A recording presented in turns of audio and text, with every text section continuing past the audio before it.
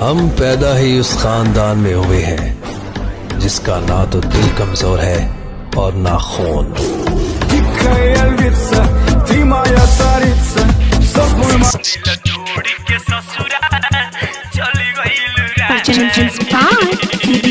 DJ Mukesh Chakiya.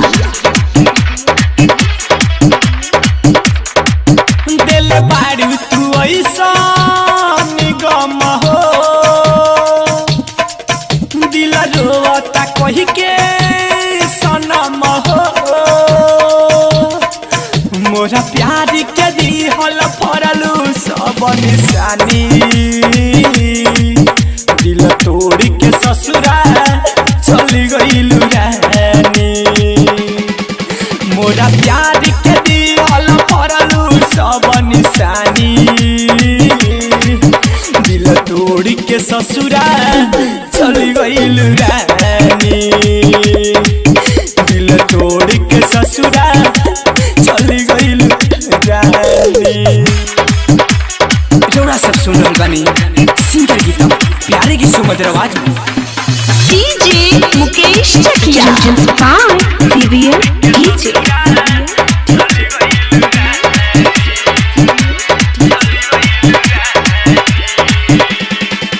गोरी ससुरो में कहीं चैन पैबू ना प्यार से, दिलवा तड़पता हमार धोखा दिहलू यार के।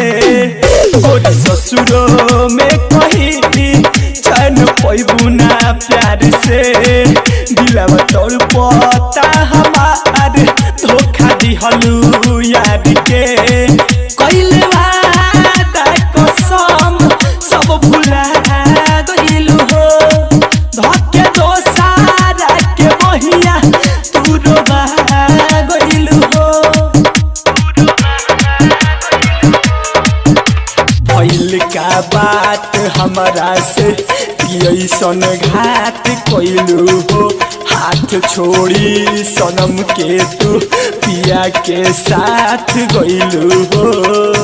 कोके हमरा से ऐसन छल हो, दिल रोवता कही के सनम हो,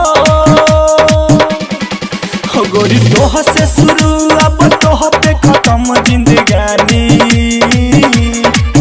दिल तोड़ के ससुरा चल गइल रानी, मोरा प्यार के दिहल फरलू सब निशानी,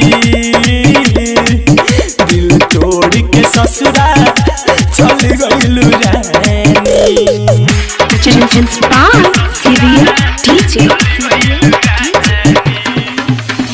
डीजे मुकेश चकिया।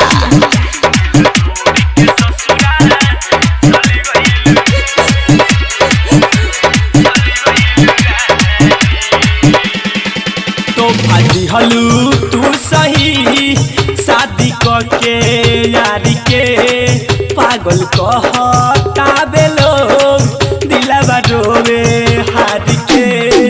तो भाजी हलू तू सही शादी के यारी के, पागल कहता बेलो दिलवा रोवे हार के। मिंटू बेदर दी के आई सब सजा दिहल हो, राइटर पर दीप के पाके तू भुला गइलू हो,